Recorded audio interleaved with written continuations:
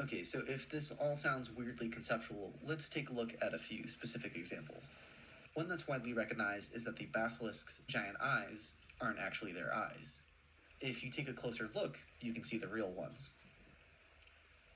They do drop an item, however, called the Eye of Death, which is clearly based on their body part that looks like an eye. We'd call it a one-eyed dragon. It doesn't have to be true, it's just a realistic outcome. Now, I'm not saying the third eye isn't actually an eye. Of course, there's room for interpretation. There's also a couple more unused and unfinished pieces of foliage belonging to this area, like this patch of grass that can be found in the area behind the Capper Demon. Why are you telling me this? It's kinda still technically there in-game, only it wound up being fun to try and essentially stream snipe as an anonymous viewer. I wasn't even expecting to target Peeve specifically. Due to the somewhat random nature of who you'll actually be setting things up here, it should be obvious that in my own game. By coincidence, someone else was grave alerting, and I found myself suddenly dealing with a couple extra enemies. And in that exact same moment, guess who decides to start invading and try to Peeve shortly after? I can't say I was even mad, honestly. I was more in awe of how you could pull them out one by one this way. If you're just trying to get to the Moonlight Butterfly, running past them is probably your best option. But if you get caught in a cast of Tranquil Walk of Peace, well, it's not going to be a Tranquil Walk of Peace.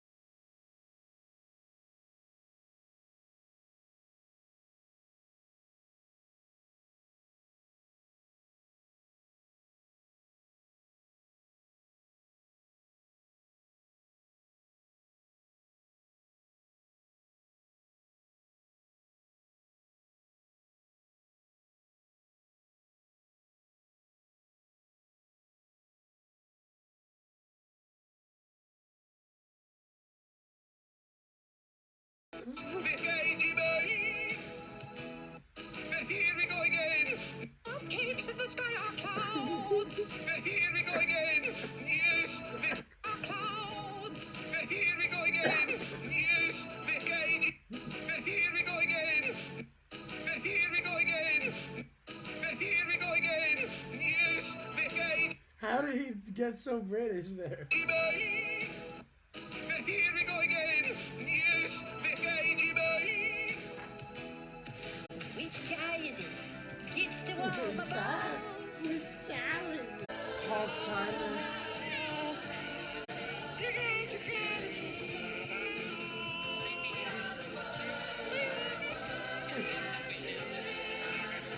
Shreds. Let's do Nickelback Shreds. Should be classic. No ad block on this. I'm glad to see the world still hating Nickelback. Some things never change.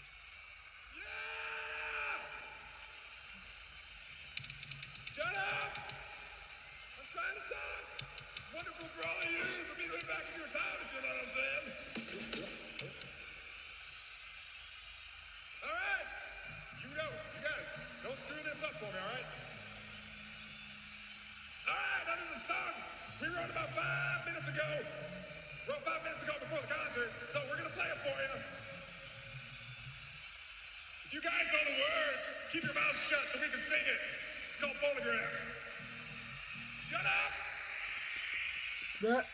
He's just shouting at the crowd. Guys, shut up! Look at this phonograph. Every time you do it makes me laugh. How did I get so worried? What the hell is going on in his head? This is where I grew up. I think the friend, yeah, sing it. This is where I went. Shut up! Oh no. Sally, what are you doing?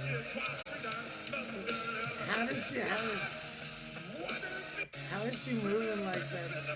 This is so bad. Ow!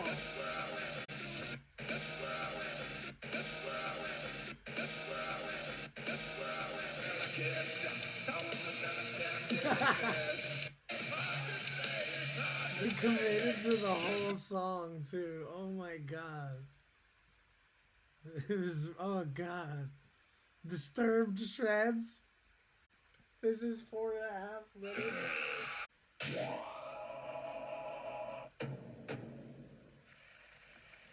Any for your thoughts?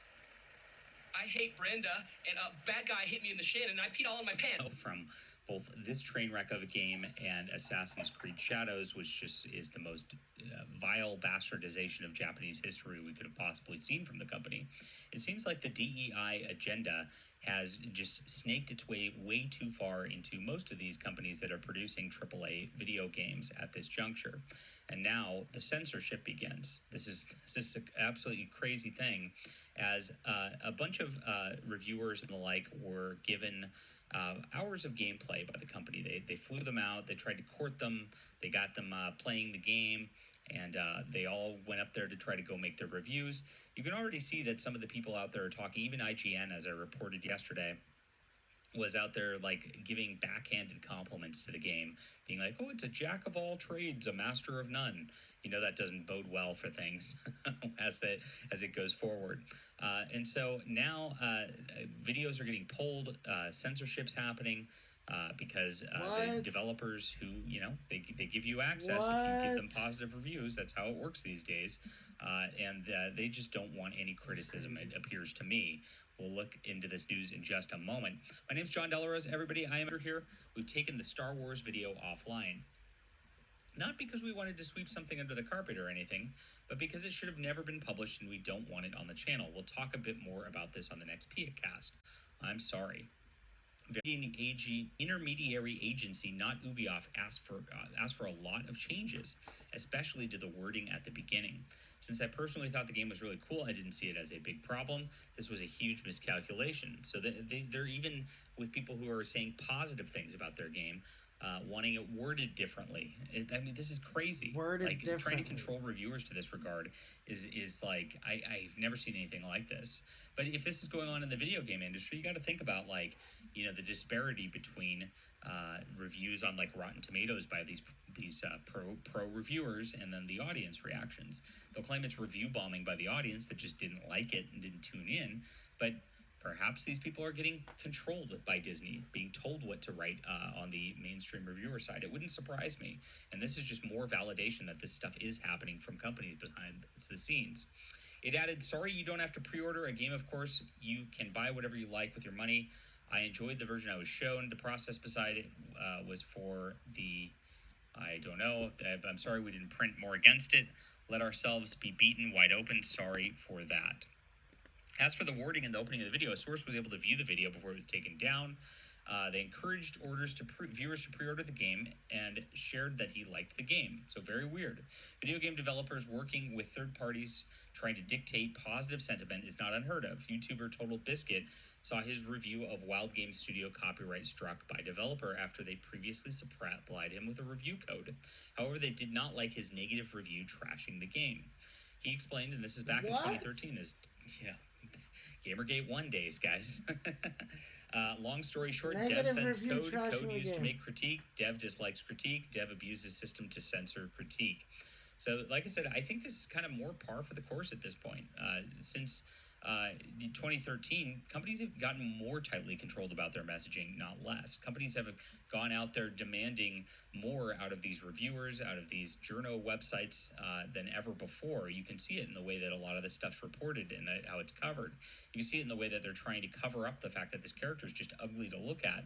They based it off of a model who was a very pretty lady, and then they changed it completely in order to try to make her look like this androgynous, transgender, whatever, wine ant that nobody wants to look at. And instead of actually replying to gamer criticism or even changing some of the development, because you could do this before the game came out, they just said that gamers are in bad faith and they're not going to respond to it. Yikes. I mean, this is how Ubisoft treats the gaming at large. You can only imagine how it gets with these people on the Redditors and all that. So Naughty Dog colluded with Twitter in 2020 to get his Geeks and Gamers Twitter account. So this is definitely happening over here, and I don't think Star Wars Outlaws is going to be looked at by gamers as something that's going to be very interesting or good. Some of the gameplay clips I've seen have featured some crazy stuff, like this little wine ant here going and backhanding a stormtrooper on her helmet, like with the back of her hand, like no armor or anything, and the stormtrooper just collapses to the ground. In reality, you smack a helmet with the back of your knuckles, you might just break your knuckles or like just have a very sore hand at the very least. It probably wouldn't do anything like that, especially with a young lady, not a young lady, that have shown just ridiculous aim and things like that that are just very, very bad. So I think that this gameplay is not going to inspire a lot of players. I think that people are tuned out of the Star Wars franchise in general and don't want to see another middle-aged Kathleen Kennedy self-insert sort of thing going on in yet another Star Wars property. And the best way we can combat this is just not buy this game, not buy Assassin's Creed Shadows, and let Ubisoft sink just based on everything they've done to themselves.